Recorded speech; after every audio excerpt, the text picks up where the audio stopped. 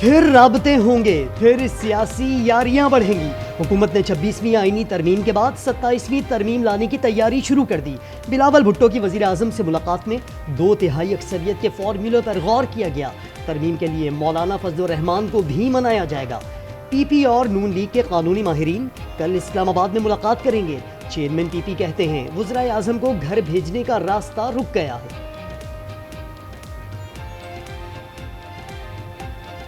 وزیر اعظم کو گھر بھیجنے کا جو راستہ ہے وہ رک جائے گا 26ویں ترمیم کے بعد؟ انشاءاللہ رک بھی جائے گا۔ کیا حکومت مولانا فضل الرحمان کو 27ویں آئینی ترمیم پر منا لے گی؟ کیا مولانا حکومت کی دلیلیں مان جائیں گے یا ایک بار پھر ان کے گھر آنیاں جانیاں لگیں گی؟ جے یو آئی سربراہ نے جمعے کو کہا تھا 27ویں ترمیم کی بھرپور مزاحمت کی جائے گی۔ وزیر اعظم شہباز شریف اور بلاول بھٹو کی ملاقات میں 27ویں آئینی ترمیم پر بات ہوئی۔ اتفاق رائے جیسی کوئی بات نہیں ہوئی۔ وزیر اعظم کے مشیر رانا ثناء اللہ کہتے ہیں 27ویں آئینی ترمیم میں جو کچھ بھی ہوگا وہ متفقہ طور پر ہوگا، انفرادی طور پر کچھ نہیں ہوگا۔ تحریک انصاف نے بھرپور احتجاجی حکمت عملی فائنل کر لی۔ سیاسی کمیٹی کا ملک بھر میں جلسوں کے شیڈول کا اعلان۔ 1 نومبر کو پشاور میں پہلا پنڈال سجے گا، 8 نومبر کو کوئٹہ، پھر کراچی میں جلسہ ہوگا۔ عمر ایوب کہتے ہیں بہت جلد حکومت کے خلاف تحریک شروع کریں گے۔ مولانا فضل الرحمان کے ساتھ ہمارا اتحاد تھا اور رہے گا۔ چیف جسٹس یحییٰ آفریدی سے بہت توقعات ہیں۔ 20 برطانوی اراکین پارلیمنٹ نے بانی پی ٹی آئی کی رہائی کے لیے برطانوی حکومت کو خط لکھ دیا۔ خط میں برطانوی پارلیمنٹیرینز نے پاکستانی حکومت سے بانی کی رہائی کے لیے اقدامات کا مطالبہ کر دیا۔ اراکین نے پاکستان کے عدالتی نظام کے سیاسی استعمال پر بھی تشویش کا اظہار کیا۔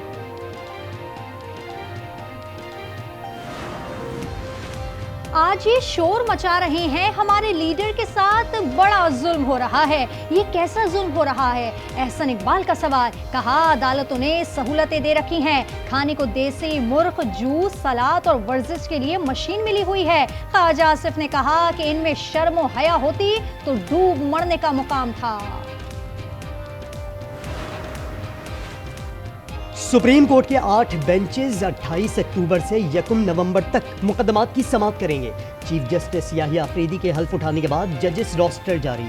پہلا بینچ چیف جسٹس یحییٰ آفریدی اور جسٹس شاہد بلال پر مشتمل ہوگا۔ 4 سے 8 نومبر کے لیے بھی ججز روسٹر جاری۔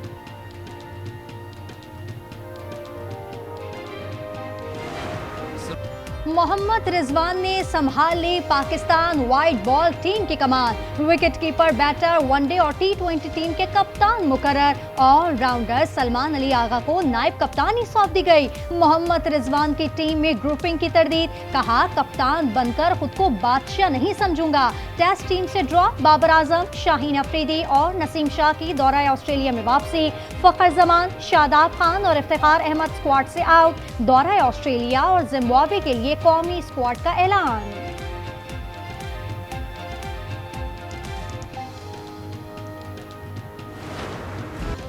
مشاورت سے رضوان کو کپتان اور سلمان علی آغا کو نائب کپتان لگایا۔ محسن نقوی کی نیوز کانفرنس۔ بولے بابر اعظم پر کوئی دباؤ نہیں ڈالا، انہوں نے خود قیادت چھوڑی۔ کھلاڑی کو ٹویٹ کرنے کی اجازت نہیں۔ فخر زمان فٹنس کی وجہ سے سینٹرل کانٹریکٹ اور ٹیم سے باہر ہوئے۔ قومی کھلاڑیوں کی کارکردگی پر سینٹرل کانٹریکٹ میں بڑی اکھاڑ پچھاڑ۔ فخر زمان ضابطہ اخلاق کی خلاف ورزی پر سینٹرل کانٹریکٹ سے باہر۔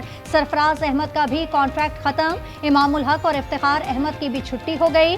شاہین افریدی کی A سے B کیٹیگری میں تنزلی۔ بابر اعظم اور محمد رضوان کی A کیٹیگری برقرار۔ 25 سینٹرل کانٹریکٹ کھلاڑیوں میں 5 نئے چہرے بھی شامل۔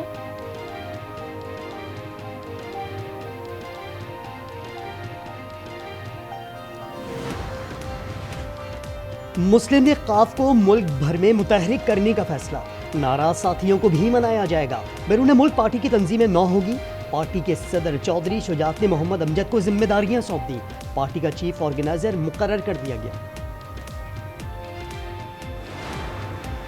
معیشت کی بہتری کے لیے مشکل فیصلے کرنا ہوں گے، ٹیکس کے لیے کسی کو ہراساں نہیں کیا جائے گا، نان فائلر کی اصطلاح ہی ختم کر رہے ہیں وزیر خزانہ محمد اورنگزیب کی واشنگٹن میں پاکستانی میڈیا سے گفتگو، کہا نان فائلرز گاڑیاں خرید سکیں گے نہ ہی جائیدادیں، کوشش ہوگی اگلا IMF پروگرام آخری ہو۔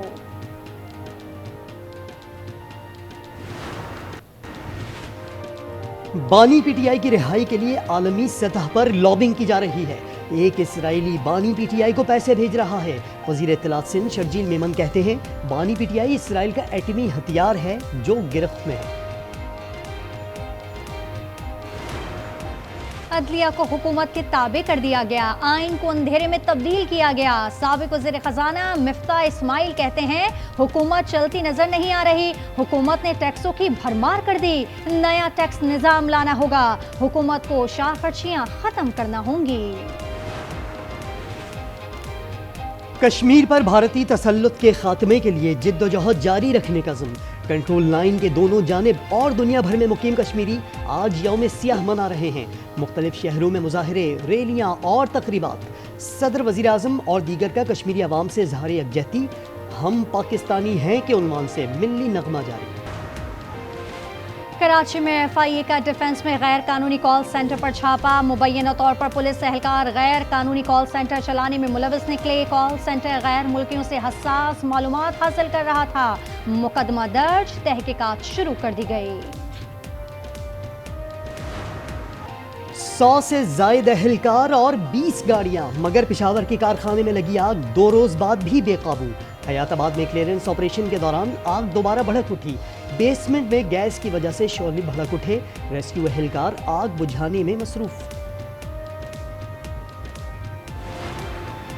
پنجاب میں اسموگ کا الرٹ جاری، محکمہ تحفظ ماحول کے مطابق امر تیسر سے چلنے والی اسموگ زدہ ہوا کا دباؤ بڑھ گیا ہے، لاہور کے ایئر کوالٹی انڈیکس میں خطرناک حد تک اضافہ، نزلہ، زکام اور کھانسی میں اضافہ، وزیر اعلیٰ پنجاب کی ہدایت پر شہر کو آلودہ بنانے والی فیکٹریاں مسمار کر دی گئیں۔ قصور میں المناک حادثہ، کنٹینر کار اور موٹر سائیکل پر الٹ گیا، 4 افراد جاں بحق، 2 زخمی، پیپر مل کے باہر کنٹینر اتارا جا رہا تھا کہ توازن برقرار نہ رکھ سکا۔ غزہ میں صفاق اسرائیل کی کارروائیاں مزید تیز، بیت اللحیہ میں 6 عمارتوں پر بمباری، 45 فلسطینی شہید، 80 زخمی ہو گئے، المواسی، البیرج، جبالی اور نصیرت کیمپ پر بھی بم برسا دیے، کمال عدوان ہسپتال سے 8 فلسطینیوں کی تشدد زدہ لاشیں برآمد، شمالی غزہ کی پٹی پر اسرائیلی محاصرے کے بعد سے مرنے والوں کی تعداد 1000 تک پہنچ گئی، اسرائیلی فضائیہ کا ایک بار پھر حماس کمانڈ سینٹر پر حملہ، شہداء کی تعداد 42924 ہو گئی۔